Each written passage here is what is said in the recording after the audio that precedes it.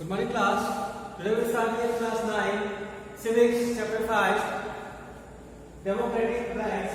So, class, this is our third lecture, and our first topic is ethnic massacre in Kosovo. So, class, let's see what happened in Kosovo. So, means ethnic massacre means you all know that massacre means a mass killing.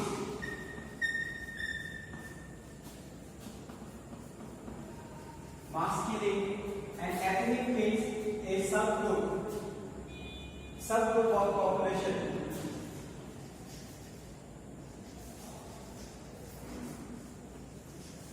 Subgroup of population. Subgroup of population means किसी भी country में जो बहुत ज्यादा लोग हैं, for example in India majority किसकी है? हिंदूज की, और जो सब ग्रुप है वो कौन है? मुस्लिम्स की। तो यहाँ पे क्या करेंगे? Muslims are ethnic groups. ठीक, उसी तरह से let's see what happened in Kosovo. So let's see, you might think that this is possible in an absolute monarchy, but not in countries which choose their rulers. Just consider that this story from Kosovo.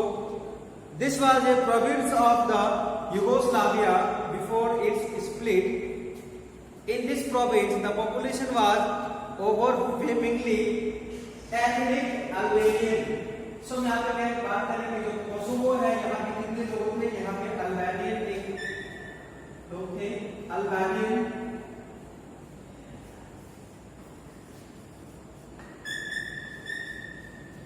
ethnic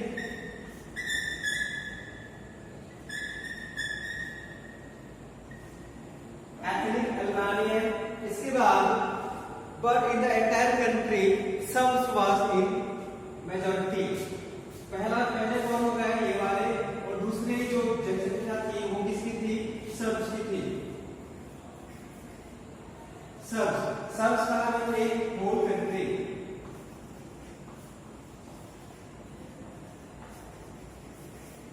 लेकिन जो ethnic Albanian थे वो किसी एक particular places से belong करते हैं। For example, in this province the population was overwhelmingly ethnic Albanian, but in the entire country Serbs was in majority. A narrow-minded Serbs nationalist Milosevic had won the election. अब हम बात करते हैं कि जो सर्ब्स थे वो सबसे ज्यादा थे यहाँ पे कोसोवो कंट्री में, और जो कम जनसंख्या थी वो किनकी थी? अल्बानियन की थी।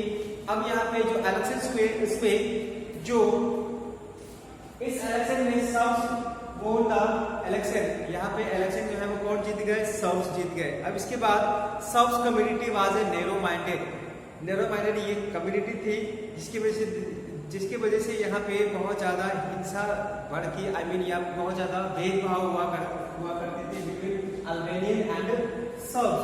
अब यहाँ पे देख लीजिए, won the election. His government was very hostile to the Kosovo Albanians. Hostile means होता है शत्रुता, जिसको हम लोग कहते हैं, means they don't like Albanians, means Serbs hate Albanians. तो यहाँ पे वो जो है he wanted Serbs to be dominant in the country. So means they hostile to Kosovo Albanians. तो सर्ब्स जो है वो उन्होंने कंट्री को रूल करना चाहा। सो Serbs he wanted the Serbs to dominate the country. Many Serbs leaders thought that ethnic minorities like Albanians should either leave the country or accept the dominance of the Serbs. अब यहाँ पे देखिए क्या हुआ, जैसे ही shrubs जो है वो इलेक्शन जीत गए तो इन्होंने एक कंडीशन रखी किसपे? जो कौन थे? माइनॉरिटीज कौन थे? और ये लोग कौन थे? दे वर मेजॉरिटीज।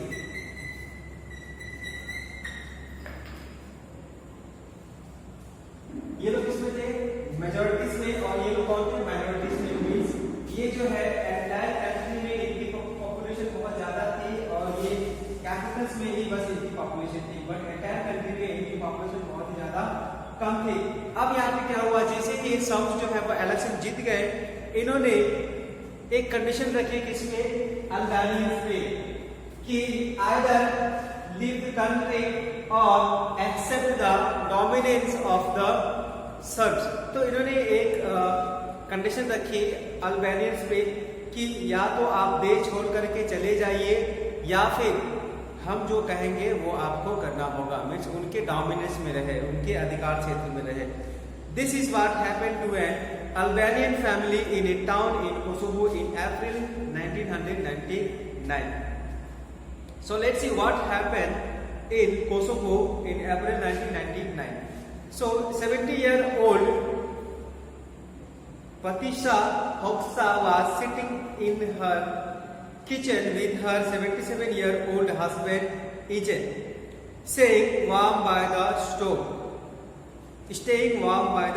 So यहाँ पे वो एक दो old age husband and wife है, वो जो है अपने किचन में बैठे हुए हैं स्टोव के पास, मीन्स वो अपने आप को गर्म कर रहे हैं, मीन्स यहाँ पे ठंडी का मौसम है। So they had heard explosions but did not realise that Serbian troops have already entered the town.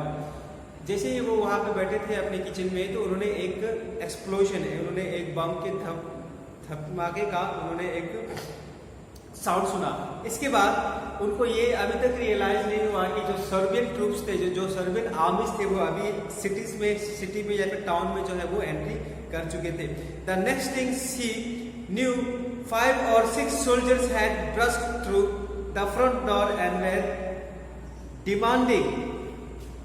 तो जैसे ही वो इसको सुने, इसके बाद उन्होंने एक सडनली एक आवाज सुना जो कि 5-6 सोल्जर जो है उनके दरवाजे पे हैं और वो उसको क्या कर रहे हैं, तोड़ रहे हैं। सो इसके बाद जो है वहाँ पे एक वॉइस आ रहा है, उनको एक वॉइस नोट सुनाई दे रही है घर के बाहर से कि where are your children, they shot इजेंट 3 times इन द चेस्ट। वो जो है दरवाजे को तोड़ करके वो कहाँ पे घर के अंदर चले आए और आते ही उन्होंने वेयर आर योर चिल्ड्रन, तुम्हारे बच्चे कहाँ हैं, कहते कहते जो है वो जो ओल्ड मैन था इजेंट, उसको उन्होंने 3 गोली मार दी गई उसके चेस्ट में। इसके बाद रिकॉल्स बतीशा। अब जब बतीशा जो है उसकी वाइफ, वो जो है बार बार उसको बोल रही है with her husband dying before her the soldiers pulled the wedding ring off her finger and told her to get out. अब जैसे ही उसके हस्बैंड जो है वो अभी मरने की स्थिति में है, तो उसी समय जो सोल्जर्स जो है उसके हाथों से वेडिंग रिंग जो है वो जो शादी की जो अंगूठी थी उसको निकाल लिए और उसको घर से निकल जाने को कहा। इसके बाद it was not even outside the get when they burned the house. जैसे ही वो लेडी घर से बाहर निकलती है, आर्मिस ने उनके घर को जला दिया। She was standing on the street in the rain with no house, no husband, no possession but cloth she was wearing. अब जैसे ही उसके घर को जला दिया गया, वो लेडी जो है वो रास्ते में अकेली खड़ी थी। उस समय बहुत ज़्यादा बारिश हो रही थी, ना ही उसके पास घर था, ना ही उसके पास उसके हस्बैंड थे, ना ही उसके पास और कोई चॉइसेस थे, बस उसके पास वो जो कपड़े पहने थे बस वही उसके साथ था। This news report was typical of what happened to thousands of Albanians in that period. Do remember that this massacre was being carried out by the army of their own country, working under the direction of a leader who came to power through democratic elections. अब यहाँ पे हम क्या कहेंगे कि ये जो भी चीज़ें, ये जो घटना हुई, लाइक इंडिया में भी एक मसाकर हुआ था जिसे हम लोग जलियांवाला बाग कहते हैं, ठीक इसी तरह से यहाँ पे भी जो ये एक जो कोसोवो है, ये एक ऐसी कंट्री थी जहाँ पे इलेक्टेड गवर्नमेंट थी, फिर भी यहाँ के जो लीडर्स थे, इसके जो सर्ब्स के जो लीडर्स थे वो जो है अल्बानियंस को बहुत ज़्यादा हेट करते थे और उनके ऑर्डर्स पे यहाँ पे भी एक मसाकर हुआ और इसमें बहुत सारे लोग जो है, बहुत सारे निर्दोष लोग जो है वो मारे गए।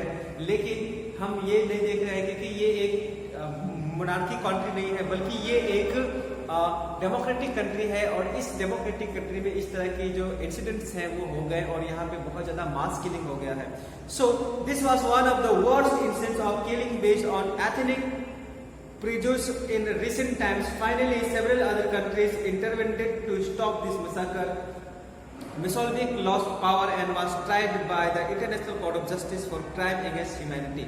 अब इसके बाद क्या हुआ, जैसे ही ये इंसिडेंट जो है वो न्यूज में आ गए, जैसे ही न्यूज में आ गए, पूरे देश ने जितने भी कंट्रीज थे इन्होंने इसको जो है इंटरवेन करना शुरू कर दिया। मीन्स उन्होंने इन सबको नकारना शुरू कर दिया, उन्होंने इन सब चीज़ों को बंद करने के लिए कहना शुरू कर दिया। फिर इसके बाद क्या हुआ, जो मॉल्सेविक्स जो है, जो पार्टीज थी मॉल्सेविक्स का जो सर्ब्स की गवर्नमेंट है वो जो है वो मेजोरिटी में नहीं थी। अब इसके बाद जो इसके पावर जो है वो खत्म हो गए और बाद में इंटरनेशनल कोर्ट ऑफ जस्टिस ने इनको पनिश किया अगेंस्ट क्राइम अगेंस्ट ह्यूमैनिटी के चलते। यहाँ पे जो इंटरनेशनल कोर्ट ऑफ जस्टिस जो है इनको पनिश किए गए। सो इस तरह से हम कह सकते हैं कि हमारे सदी का या फिर हमारे जो दशक है या फिर जो हमारे इस समय में जो भी इंसिडेंट है वो कोसोवो से ज़्यादा जो ब्रूटल, अगर कहेंगे सबसे जो ब्रूटल इंसिडेंट था वो कोसोवो में हुआ। और यहाँ पे ये बस एक मेजॉरिटी ग्रुप्स और माइनॉरिटी ग्रुप्स के बीच में हुआ, और ये एक मेजॉरिटी और एथनिक ग्रुप्स के बीच में हुआ, जो कि एक लीडर के चलते हुआ। और सबसे बुरी बात ये थी कि ये एक डेमोक्रेटिक कंट्री में ऐसी घटना हुई, तो इसको जो है पूरे देश के लोगों ने इसको निंदा किया।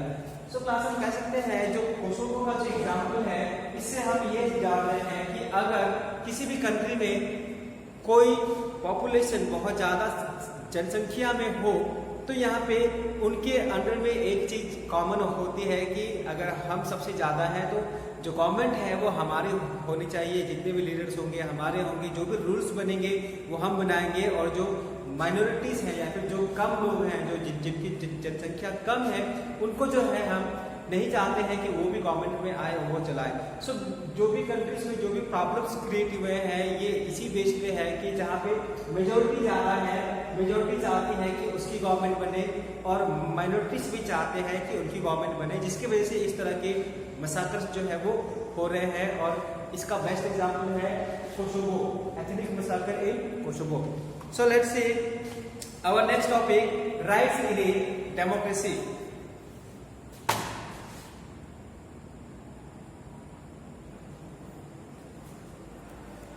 So class, our next topic is rights in a democracy.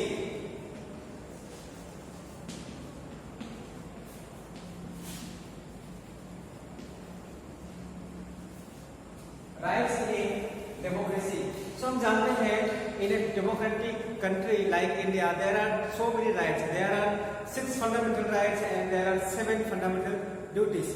हम कहें यहाँ पे we have the right to liberty, right to freedom, right to fraternity. India is a secular country.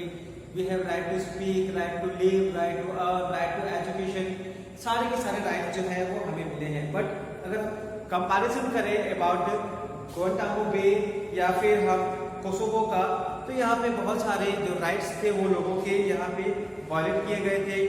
और यहाँ पे हम कह सकते हैं जो डिजायर है गवर्नमेंट की या फिर जो पीपल की वो कभी फुलफिल नहीं हुई। यहाँ पे जो लोग हैं इनको सिक्योरिटी नहीं थी, यहाँ पे जो डिग्निटी है लोगों की वो जो है यहाँ पे हार्म हुआ। और जो फेयर प्ले था किसी भी फील्ड में यहाँ पे वो भी अच्छी तरीके से नहीं हो पाया। और यहाँ पे हम कह सकते हैं कि जो नॉन डेमोक्रेटिक कंट्रीज है यहाँ पे लोगों को बहुत ज़्यादा प्रॉब्लम्स फेस करने पड़ते हैं comparison to the democratic country. So let's see what is right. So हम अपना सब टॉपिक शुरू करते हैं, what are rights. So what is right? Rights are claims of a person over other fellow beings, over the society and over the government. So what is rights? So rights are claims. Rights are claims of a person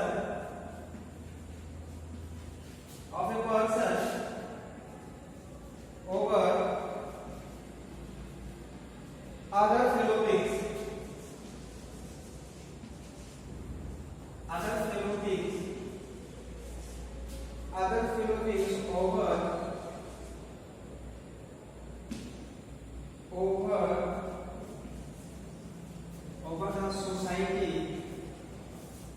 over the society and over the